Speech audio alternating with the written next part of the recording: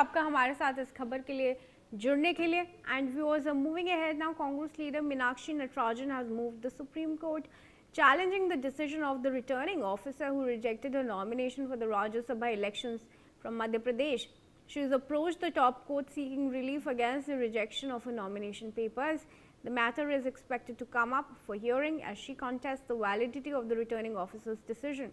Further proceedings are awaited from the Supreme Court. Meenakshi Natarajan has moved the Supreme Court. Sambhav is joining us on this with additional updates. Sambhav, please do share. Well, there is an update from the Supreme Court in this Meenakshi Natarajan case because with no immediate relief to Meenakshi Natarajan from the top court, the two-judge bench of the Supreme Court has listed the matter for hearing tomorrow. The matter was mentioned by senior advocate Abhishek Manu Singhvi before the bench of Justice Prashant Kumar Mishra and A.S. Gandulkar. And also the senior advocate Abhishek Manu Singhvi gave a few arguments before the bench and urged the court to restrain in a way declaration of the election results in this pending in a way adjudication. And a nomination, it was alleged that a nomination was rejected over alleged non-disclosure of the criminal case.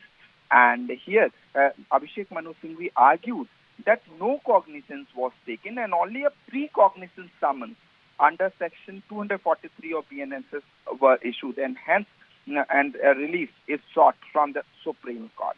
And Singhvi has also contended before the two-judge bench that Section 33A of the Representation of People's Act require, in a way, disclosure only of the criminal cases in which cognizance has been taken by court. And this particular case, where it was alleged that proper documentation, was not given to the Election Commission of India here, and the nomination was rejected over alleged non-disclosure of the criminal case.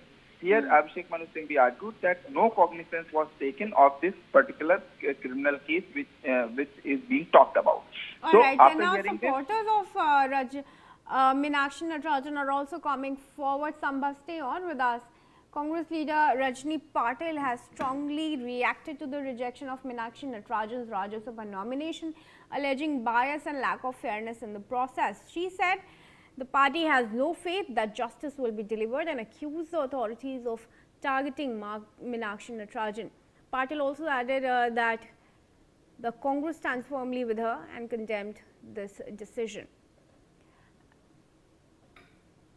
बिल्कुल सही है, क्योंकि ये लोग न्याय देंगे नहीं, हमारा इनके ऊपर विश्वास नहीं है। और जिस तरह से मीनाक्षी नटराजन जी को टारगेट करके उन्होंने चुना है, मुझे लगता है हम सब पार्टी एक साथ उनके साथ खड़े हैं। संभव जो टारगेट करने की बात की जा रही है, why would the court target a politician? But now that the matter is in the Supreme Court, it is to be seen, but the top court is to say tomorrow, because the matter is slated for hearing tomorrow. The two-judge bench agreed to hear the matter on the request of senior advocate Abhishek Manu Singhvi, who argued before the Supreme Court, saying that the last date of the withdrawal of nomination is today.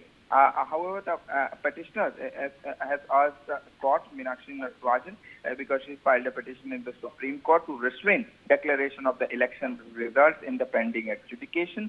And Abhishek Manu Singhvi in the Supreme Court tried to convince the two-judge bench. However, the top court has slated the matter for further hearing tomorrow. It is to be seen what Abhishek Manu Singhvi and other senior advocates will have to say, because when the matter was mentioned before the Supreme Court, Election Commission of India's lawyer was also present in the top court, and he wanted to say something. But now that the matter is tomorrow, it is to be seen what detailed arguments take place tomorrow in the Supreme Court. And as far as the political landscape is concerned, yes, when it comes to politics, yes, obviously, both sides are giving their arguments and counter-arguments, but as far as the legal landscape is concerned, the top court will hear the matter tomorrow. All right, Sambhav, thank you very much. And now, viewers, we're shifting our focus to the latest on the US-Iran